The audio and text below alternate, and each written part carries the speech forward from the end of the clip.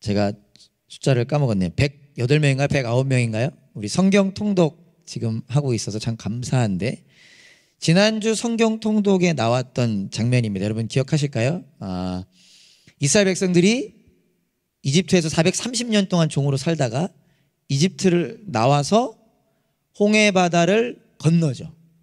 그리고 수르 광야라는 곳에 도착합니다. 그리고 그 수르 광야를 걷던 중 그들이 물을 마실 수 없었습니다. 정확히 알 수 없지만 이제 사흘이라고 표현되니까 뭐 그렇게 생각해 볼 때 사흘이라는 기간 동안 물을 마실 수 없었고요. 감사하게도 마라라고 하는 곳에 도착했을 때 그곳에 물이 있었죠. 그리고 그 물을 마시게 되는데 어떻게 됐죠?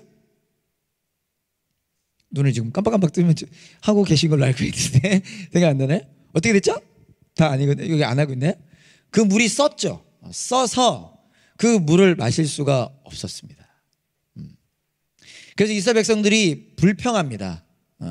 불평하죠. 우리 어떡하란 말이냐, 우리를 도대체 왜 이집트에서 나오게 했느냐, 불평하죠. 이 장면을 다시 한번, 너무 익숙한 장면인데 읽으면서 사실 저 같은 저희가 부족하다 보니까 이해가 가기도 했습니다. 이제 저는 갈증을 많이 느끼는 사람은 아니니까 억지로 묵상하는 가운데 군대 시절을 좀 떠올리면서 생각을 했는데, 사실 이해가 가요. 왜냐, 이집트를 나와서 홍해 바다를 건너기까지, 여러분 그 여정이 얼마나 힘들었겠습니까? 그들이 광야를 또 걸은 거잖아요.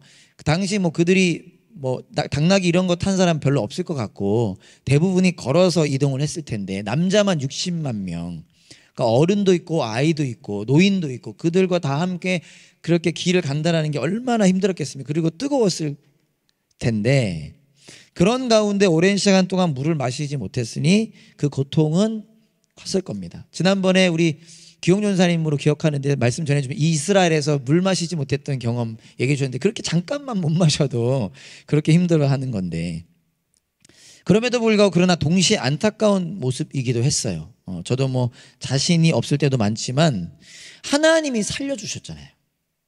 430년을 종으로 살던 나를 하나님이 살려주셨잖아요. 직접 찾아오셨고 모세를 통해서 구출해 주셨고, 그들은 특별히 10가지의 재앙, 놀라운 일들을 목격했습니다. 말로 다 설명할 수 없고 이해할 수 없는 놀라운 일들을 경험했고, 구름기둥, 불기둥, 더군다나 홍해바다를 건널 때 구름기둥이 확 와가지고 뒤로 와가지고 이스라엘 백성들과 이 애국 군대 사이에 확 왔잖아요.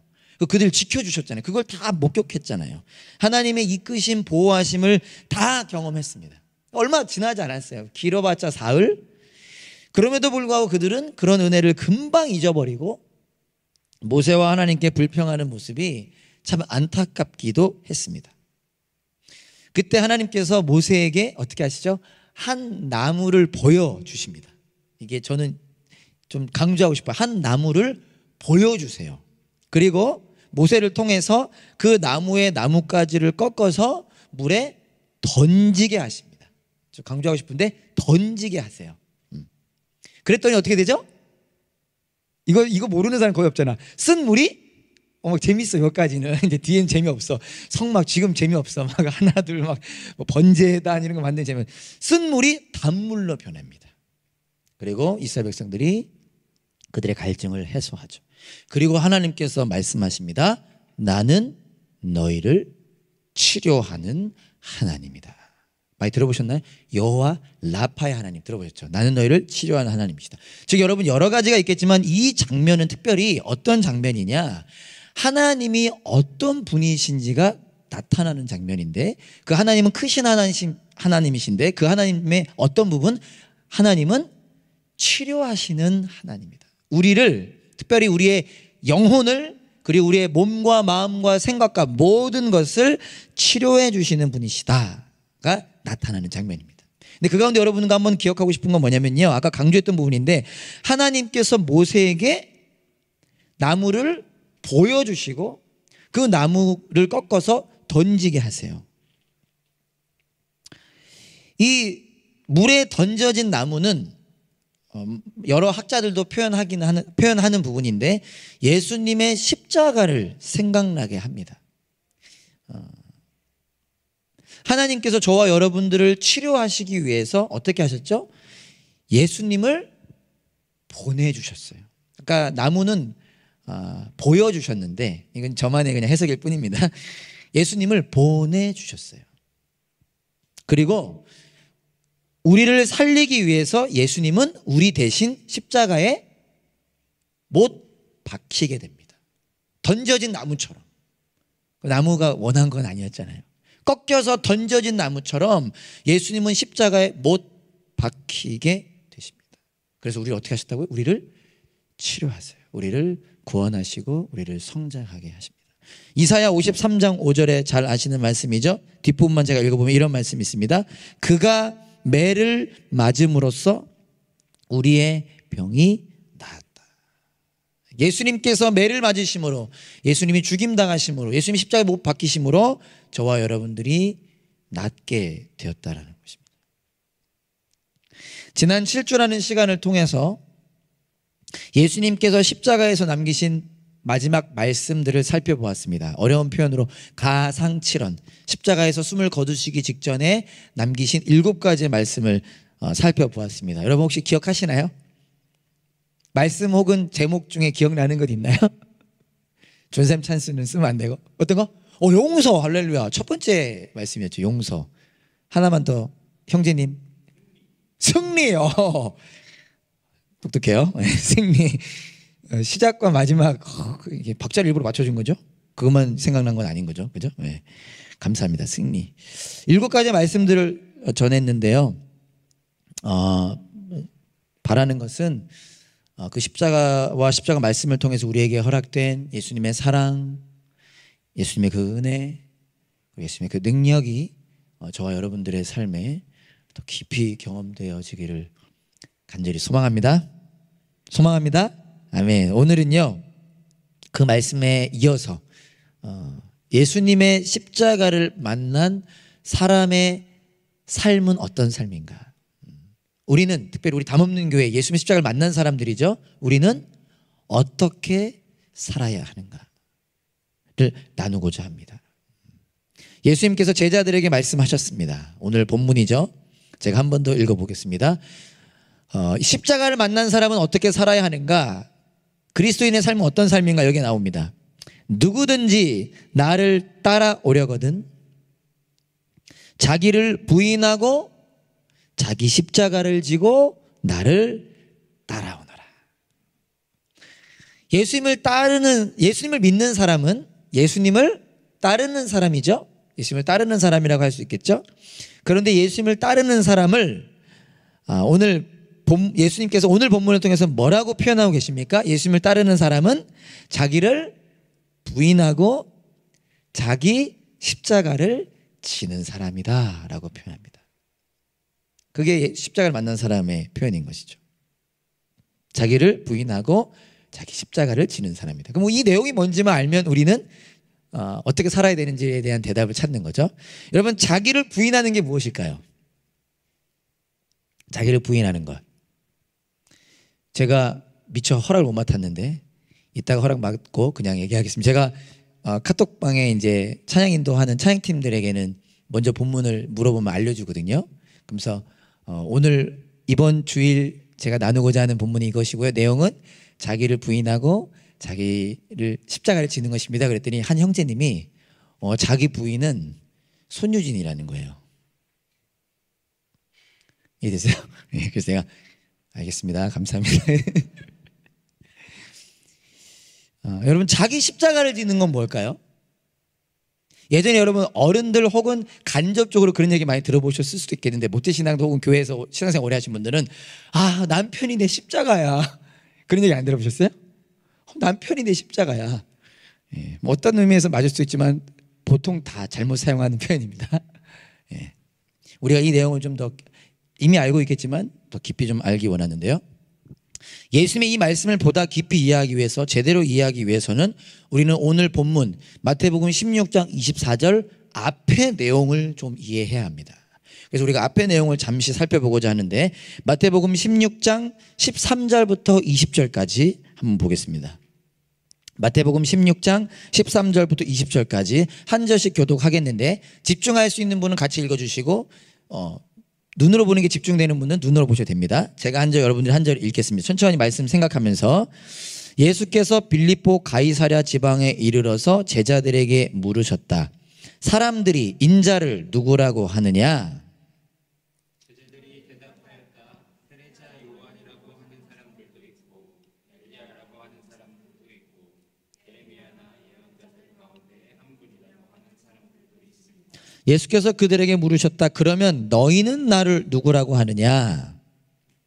시몬 베드로가 대답하였다. 선생님은 살아계신 하나님의 그리스도십니다. 예수께서 그에게 말씀하셨다. 시몬 바요나야, 베드로죠. 너는 복이 있다. 너에게 이것을 알려주신 분은 사람이 아니라 하늘에 계신 나의 아버지시다.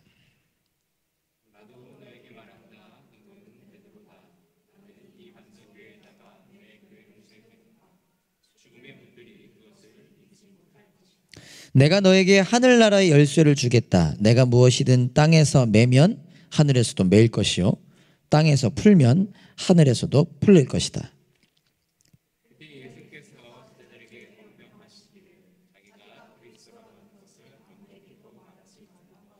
아멘.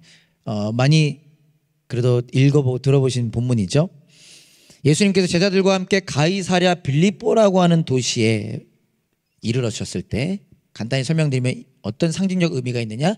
세상의 중심, 그러니까 그 컨텍스트에서 세상의 문화의 중심, 로마 황제가 최고라고 여겨지는 그 중심의 의미가 가이사랴 빌립보입니다.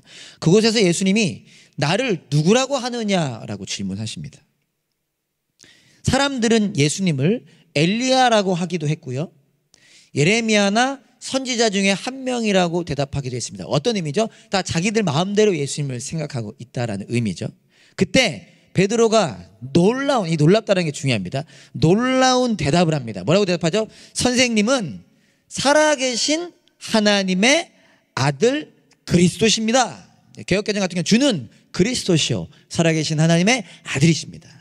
그러니까 예수님이 하나님이시다, 하나님의 아들이시다라고 하는 선포, 특별히 크라이스트, 그리스도, 메시아, 구원자라고 하는 선포에 대답을 한 거죠.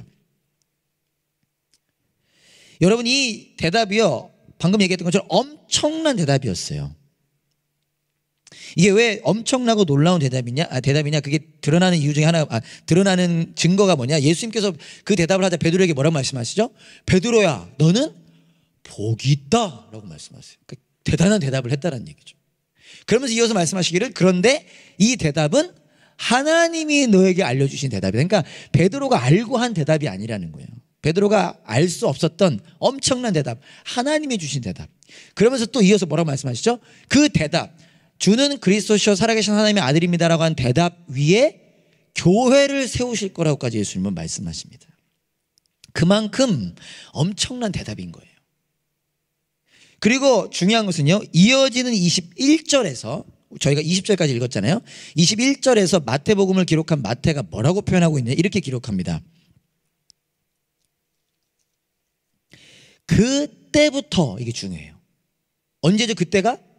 베드로가 이 놀라운 엄청난 대답을 한 그때부터 뭐라고 표현하고 있냐, 마태는 예수께서는 자기가 반드시 예루살렘에 올라가야 하며 장로들과 대제사장들과 율법학자들에게 많은 고난을 받고 죽임을 당해야 하며 사흘째 되는 날에 다시 살아나야 한다는 것을 제자들에게 밝히기 시작했다. 간단히 얘기하면 성경에 뭐라고 표현되어 있느냐, 죽음과 부활을 처음으로 예고하시다라고 한 소재가 있는데, 그때부터 예수님은 예수님의 십자가 죽음과 부활에 대해서 말씀하기 시작한 거예요.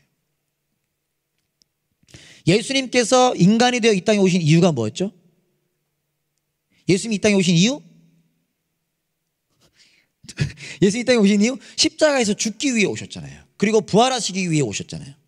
예수님이 오신 이유가 십자가 죽음과 부활인데, 놀라운 것은 예수님이 오신 그 이유가 십자가 죽음과 부활인데 예수님은 지금까지 단 한 번도 자기가 오신 이유에 대해서 말씀하지 않으셨습니다. 단 한 번도. 자기가 오신 이유에 대해서 말씀하지 않으셨어요. 그러다가 지금 처음 말씀하신 거예요. 그 지금이 언제라고요? 그때가 언제라고요? 베드로가 대답했을 때, 엄청나고 놀라운 대답을 했을 때, 예수님은 살아계신 하나님의 아들이시고 그리스도이십니다 라고 대답했을 때, 그제서야 비로소 예수님이 말씀하셨다는 거예요. 그만큼 어떤 대답이다? 놀랍고 엄청난 대답이다. 일단 이걸 기억하셔야 돼요. 자, 그런데 그 뒤에 문제가 생깁니다. 마태복음 16장 21절부터 23절까지 그 뒤에 문제가 생겨요. 제가 읽어보겠습니다. 그때부터 예수께서는 자기가 반드시 예루살렘에 올라가야 하며 장로들과 대제사장들과 율법학자들에게 많은 고난을 받고 죽임을 당해야 하며 사흘째 되는 날에 살아나야 한다는 것을 제자들에게 밝히기 시작하셨다. 그 다음 중요합니다. 이에 베드로가 예수를 따로 붙들고, 주님 안 됩니다, 절대로 이런 일이 주님께 일어나서는 안 됩니다 하고 말하면서 예수께 대들었다. 감히. 그리고 이어지죠. 그러나 예수께서 돌아서서 베드로에게 말씀하셨다. 예수님도 이거 그냥 화는 많이 나셨어요. 뭐라 하시냐, 사탄아 내 뒤로 물러나라. 되게 중요한, 아주 중요한 부분이죠. 물론 성경 모든 것이 중요하지만, 그러면서 말하죠. 너는 나에게 걸림돌이다. 너는 하나님의 일을 생각하지 않고 사람의 일만 생각하는구나. 베드로가 놀라운 엄청난 대답을 했어요. 정말 정답, 그 말 그대로 정답을 이야기했어요. 그때 예수님께서 자신의 죽음과 부활에 대해서 처음 말씀하셨습니다. 그런데 예수님께서 그 말씀을 하시자 베드로가 어떻게 지금 합니까? 예수님을 성경 세번역 같은 경우 따로 붙들고 예수님께 대들었습니다. 개역개정 같은 경우는 항변했다라고 나와요. 근데 이게 그리스 말을 그대로 직역하면 주석 같은 경우에 뭐라고 표현되고 있느냐, 예수님을 꾸짖었다라는 거예요. 어떤 똑같은 단어가 쓰였냐, 예수님이 귀신을 꾸짖을 때, 귀신아 떠나가라고 꾸짖으실 때 그 단어가 똑같이 쓰입니다. 그것처럼 베드로가 예수님을 꾸짖은 거예요. 감히. 그러니까 그림으로 그리자면 이거는 그냥 하나의 생각일 뿐입니다. 예수님이 자기의 죽음과 부활을 딱 말씀하시죠. 베드로가 갑자기 정색, 우리는 익숙하지 않죠? 근데 저 옛날에 가끔씩 정색했던 적이 있는데, 정색하더니 예수님을 탁 잡고 다른 데로 데려간 거예요. 그리고 예수님을 꾸짖는 겁니다. 예수님, 그럼 말도 안 되는 소리 하지 마세요. 지금 무슨 소리 하시는 거예요 지금, 하는 거예요. 그러자 예수님 뭐라고 하시는 거죠? 사탄아 내 뒤로 물러가라. 여러분, 베드로가 왜 그랬을까요? 그런 적 없었잖아요 이제까지. 갑자기 좀 뭐 잘못 먹었을까요? 제 생각에 베드로는 시작부터 끝까지 그 누구보다 예수님을 정말로 많이 사랑했던 제자라고 저는 생각합니다.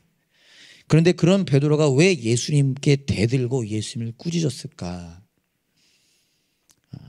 그 이유를 간단히 얘기하면요, 베드로가 예수님에 대한 잘못된 생각과 잘못된 기대를 하고 있었기 때문입니다. 그러니까 예수님을 너무 사랑하는데 잘못된 생각과 잘못된 기대로, 예수님을 그래서 그 사랑 100% 사랑으로 예수님을 따라갔는데, 예수님을 쫓았고 수제자 역할도 했는데 잘못된 생각과 잘못된 기대로 그게 건드려진 거죠. 이 잘못된 생각과 잘못된 기대는 사실 베드로만 한 것이 아니라 나머지 11 제자를 포함하여 그 당시 모든 이스라엘 사람들이 가지고 있었던 생각과 기대라고도 말할 수 있을 겁니다. 그것을 한마디로 표현한다면 능력의 예수님. 그들은 능력의 예수님을 기다렸고, 능력의 예수님을 만났고, 능력의 예수님을 쫓았고, 능력의 예수님을 기대했습니다. 좀 더 설명해 드리자면 이런 것입니다. 부패한 종교 지도자들을 무너뜨리실 예수님. 그분의 그 말씀 한마디로, 그분의 눈빛 하나로 저 로마, 최강국이었던 로마를 무너뜨릴 예수님. 보란듯이 그들을 지배했던 나라죠. 저 로마를 너희들 잘못된 거야 하면서 그들을 무너뜨려버리고 그 왕좌에 앉으실 예수님. 제자들은 그 오른쪽과 왼쪽에 앉을 생각하고 있지 않았습니까? 그 예수님을 그들은 기대했던 것입니다. 그러니 그렇게 하셔야 할 예수님이 갑자기 자기 십자가에서 죽임당할 거라고 말씀하시니 무슨 그런 말도 안 되는 소리. 우리 지금 그거 하자고 예수님 쫓은 거 아닙니다. 예수님 빨리 이 썩은 이 세상 없애버리고 멋진 나라 만드셔야죠. 그런 말도 안 되는 소리 하시면 어떡합니까? 라고 예수님께 항변한 것입니다. 여기에 대한 설명 다음에 기회 때 더 하고, 우리가 주목하고자 하는 것은요, 베드로가 이렇게 대답하자 베드로의 이런 대답과 모습에 예수님 뭐라고 말씀하셨습니까? 방금 읽었지만 한 번 더 읽어보면요, 너는 왜 예수님이 베드로에게 사탄이라고까지 표현하셨냐? 베드로가 사탄이라는 뜻은 아니죠. 그런데 이렇게 말씀하셨죠. 너는 하나님의 일을 생각하지 않고 뭐만 생각하는구나? 사람의 일만 생각하는구나. 예수님께서 베드로에게 사탄은 물러가라라고 표현하시면서 그걸 걸림돌에 표현하신 이유는요, 베드로의 이런 대답과 모습은 사람의 일만 생각하는 것이었습니다. 즉 베드로가 가지고 있었던 잘못된 생각과 잘못된 모습은 어떤 생각과 모습이다? 사람의 일만 생각하는 생각과 모습이다. 그리고 바로 그때 24절 한번 전에 보여주시겠어요? 24절에 보면 그때, 아까도 그때였죠. 그때 예수님께서 하신 말씀이 나를 따라오려거든. 지금까지 베드로 예수님 따랐잖아요. 3년이나. 3년은 아직 안 됐죠. 안 된 시점이긴 하지만 지금까지 예수님을 따라왔잖아요. 근데 예수님 다시 말씀, 나를 따라오려거든. 나를 따르는 것은 자기를 부인하고 자기 십자가를 지고 따르는 것이다 라고 말씀하시는, 이 문맥의 연결이 중요한 겁니다. 자, 다시 이제 이해할 수 있겠죠. 그렇다면 자기를 부인하고 자기 십자가를 지는 것은 무엇일까요? 어렵게, 제 말도 어려울 수 있겠지만 설명할 수 있겠지만 오늘은 간단하게 이렇게 이해하시면 되겠습니다. 자기를 부인하는 것은 사람의 일만 생각하는 걸 버리는 것입니다. 특별히 예수를 만나는 그 순간 자기를 부인하는 거기도 하지만 우리가 점검해야 됩니다. 베드로처럼 예수님 따른다라고 착각할 수 있겠는데 우리가 예수님 따른다는 건 어떤 것이다? 자기를 부인하는 것, 자기 생각, 사람의 생각을 버리는 것. 좀 더 구체적으로 말씀드리자면 자기 중심적인 생각과 태도를 버리는 겁니다. 더 쉽게 말하면 내가 주인 되는 생각과 태도를 버리는 거예요. 자기 성공을 버리는 겁니다. 세상적 가치관을 버리는 겁니다. 여전히 여러분, 우리는 연약해서 유혹당하고 공격당하고 채워지고 우리도 착각하고 있을 수 있습니다. 여러분, 우리가 나의 마음대로 내 중심, 내가 주인 되어 살아간다면 자기를 부인한 게 아닌 겁니다. 나의 성공을 지금 쫓고 있다면 자기를 부인한 게 아니에요. 세상적 가치와 내 친구들처럼 똑같은 생각과 목표를 가지고 살아가고 있다면 자기를 부인한 게 아니에요. 예배 자리를 지키지만 성역 공부도 하지만 기도도 하지만 베드로처럼 사탄아 내 뒤로 물러가라 의 모습이 될 수 있다는 겁니다. 자기의 십자가를 지는 건 그럼 무엇일까요? 자기의 십자가를 지는 것? 이것도 어렵게 생각하기 쉽습니다. 어떻게 하냐? 예수님이 십자가 진 것처럼 우리도 십자가의 길을 가는 것입니다. 근데 우리 각자가 그 길을 가야 된다는 뜻이죠. 자기 십자가를 져라. 남편이 내 십자가가 아니고요, 십자가의 길을 가는 것입니다. 하나님께 순종하는 것입니다. 사실 어렵지 않습니다. 이 표현이 쉬운 겁니다. 자기 십자가를 지는 것, 하나님께 순종하는 거예요. 나의 목적과 유익을 위해 살아가는 게 아니라 하나님의 뜻과 목적을 위해 살아가는 것, 그것이 자기 십자가를 지는 것입니다. 그런데 이와 관련하여 좀 더 구체적으로 들어간다면 하나님의 뜻과 목적이 우리 모두에게 해당되는 것도 있고 우리 각자를 향한 특별한, 스페셜한, 구체적인 것들도 있을 수 있잖아요. 거기는 다양하게 있을 수 있겠는데 오늘은 그 부분은 다음에 다루도록 하고요. 오늘은 무엇을 한 번 더 기억하길 원하느냐? 가장 기본적인 것. 어쩌면 여기 지금 일부 예배드린 우리 모두는 이미 너무나 잘 알고 있고 너무나 어른들 표현에 귀에 못이 박히도록 들은 내용일 수 있겠지만, 그러나 우리가 어쩌면 잊어버리고 살아내지 못하고 있는 가장 기본적인 것, 우리 모두가 깨닫고 기억해야 하는 한 가지를 다시 한번 나누고자 합니다. 자기를 부인하고 자기 십자가를 지는 삶은 무엇이냐? 자, 여러분 정신 바짝 차리고 기억해 주시길 바랍니다. 저부터가 그렇게 살아내길 원하는데, 한 영혼이 예수님을 만나 예수님의 제자가 되게 하는 것. 그것이 자기 십자가를 지는 삶인 것입니다. 특별히 저는 우리 교회가 그런 교회가 되기를 소망합니다. 여러분 각자에게 맡겨진 삶이 있죠? 열심히 살아가셔야 합니다. 그러나 그 가운데 감히 이렇게 말하고 싶어요. 그거보다 더 중요한 것은 무엇이냐? 그 가운데 우리가 잊지 말고 순종해야 되는 것은 무엇이냐? 한 사람이 예수님을 만나게 하는 것. 그리고 예수님을 만나 예수님의 제자가 되게 하는 것. 이것이 자기를 부인하고 자기 십자가를 지는 것입니다. 마태복음 28장 18절부터 20절까지 우리 한 목소리로 한번 읽어볼까요? 잘 아시는 말씀일 텐데 마태복음 28장 18절부터 20절까지 다 같이 한번 읽어봅시다. 시작. 그들에게 말씀하셨다. 나는 하늘과 땅의 모든 권세를 받았다. 그러므로 너희는 가서 모든 민족을 제자로 삼아서 아버지와 아들과 성령의 이름으로 침례를 주고 내가 너에게 명령한 모든 것을 그들에게 가르쳐 지키게 하여라. 보아라, 내가 세상 끝날까지 항상 너희와 함께 있을 것이다. 잘 아신 말씀이죠? 우리 이 말씀 정도는 외웁시다. 지난번에 요한복음 3장 16절 외우자 그랬고 우리 마태복음 28장 18절 20절까지도 외워봅시다. 이 정도 할 수 있죠? 이 말씀 언제 하신 거죠? 예수님께서 승천, 하늘로 올라가시기 전, 그러니까 십자가에 죽으시고 부활하신 후 하늘로 올라가신 마지막에 하신 말씀입니다. 이걸 어려운 말로 뭐라고도 표현하죠? 어려운 말 기억 안 하세요? 뭐 대위임령 혹은 지상명령 이렇게도 표현합니다. 대위임령 말이 어렵죠. 예수님 마지막에 하신 명령이라는 뜻인데 중요한 것은 예수님의 강력한 사랑의 명령입니다. 그래서 어떤 분들은 부탁이라고도 표현할 수 있는데 뭐 틀리진 않았다고 생각해요. 근데 그 내용이 뭐죠? 모든 민족을 제자로 삼아라. 이거 그냥 우리가 잘 알고 있는 내용 아니죠. 지금 진짜 하신 말씀이잖아요. 모든 민족을 제자로 삼아라. 예수님이 원하시는 것은요, 우리를 구원하시고 우리를 인도하시며 우리의 주인 되시는 예수님이 원하시는 것은요, 저와 여러분들이 누군가 한 사람이 예수님을 만나 구원받게 하는 것입니다. 누군가 한 사람. 모든 민족, 우리가 모두를 할 수는 없지만 우리가 누군가 한 사람을 예수님을 믿을 수 있도록 인도하는 것입니다. 그리고 그 예수님을 믿게 된 사람이, 구원받은 사람이 예수님의 제자가 되도록 하는 것입니다. 그리고 그 일을 위하여 그 앞에 뭐라고 했죠?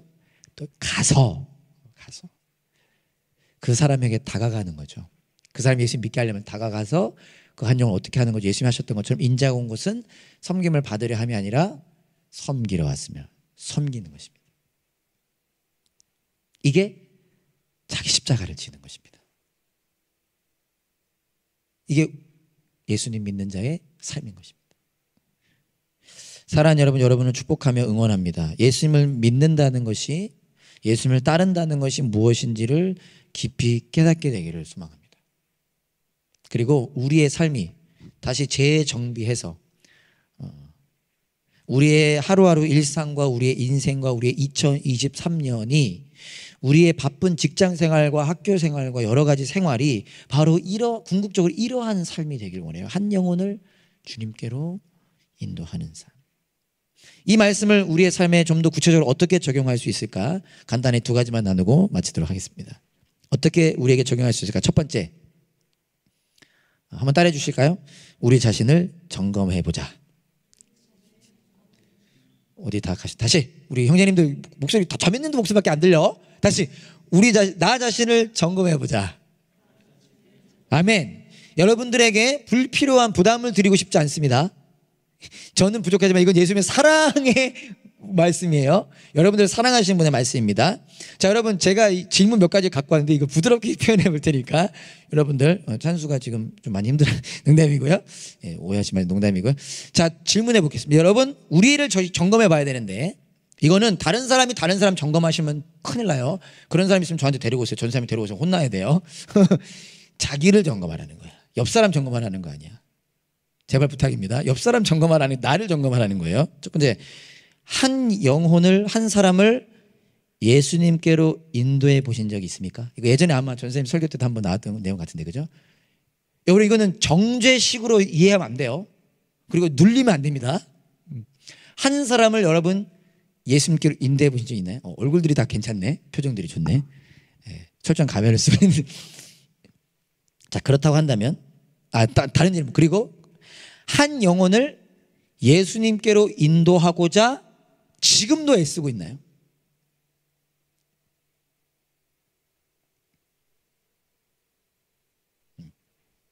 자, 못하고 있다면, 혹은 못하는 거랑 안 하고 있는 거랑 되게 중요한데, 못하거나 안 하고 있다면 우리의 삶을 한번 돌아보면서, 여러분, 무엇 때문에 그렇게 바쁠까요, 우리가? 왜 그렇게 바쁠까요? 무엇에 그렇게 집중하고 있을까요? 열심히 살아야 됩니다. 지난주 나왔지만 성실히 살아야 되는데요. 살아야 됩니다. 그런데 혹 온전히 세상적 가치관을 쫓기 때문이라면 왜 그러는 거야? 라고 접근하는 게 아니라 우리가 아픈 상황일 수 있습니다. 병들었을 수 있다는 거예요. 어딘가 잘못된 겁니다. 예수님을 만나 예수님의 인도함 속에 내 안에 예수님이 살아계시면 분명 우리의 삶은 더디더라도 약할지라도 분명히 변하기 마련인데, 찾아보면 다 있어요. 그죠? 또 혹시나 난 아닌가 봐 이러지 마시고요.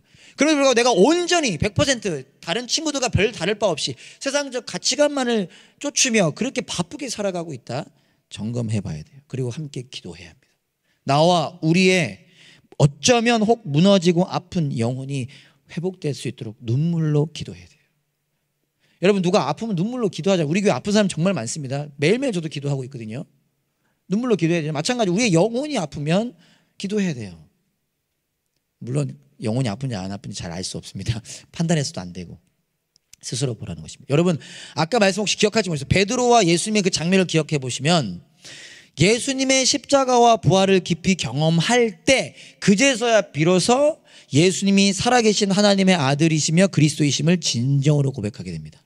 베드로는 하나님이 주신 대답을 했지만 그 의미를 몰랐잖아요. 반대로 이해하면, 깊이 경험하면 예수님이 내 삶의 주인이라고 고백하게 되고, 그때 어떤 일이 일어나느냐? 우리는 자기 부인하고 자기 십자가를 지며 살아갈 수 있는 것입니다. 다르게 말하면 한 영혼을 위하여 살아가기 시작할 수 있습니다. 우리를 다시 점검하기 원해요. 바쁜 우리의 삶을 응원하면서 점검하기 원합니다. 그리고 오늘 결단하기 원합니다. 무엇을? 내가 한 영혼을 예수님께로 인도하겠다. 여러분, 숫자가 중요한 거 아닙니다. 2023년 한 사람이라도, 그럼 또 나중에 가는데 오늘 집에 가서 고민해 보세요. 내가 인도해야 될, 예수님께로 인도해야 될 사람이 누가 있는가?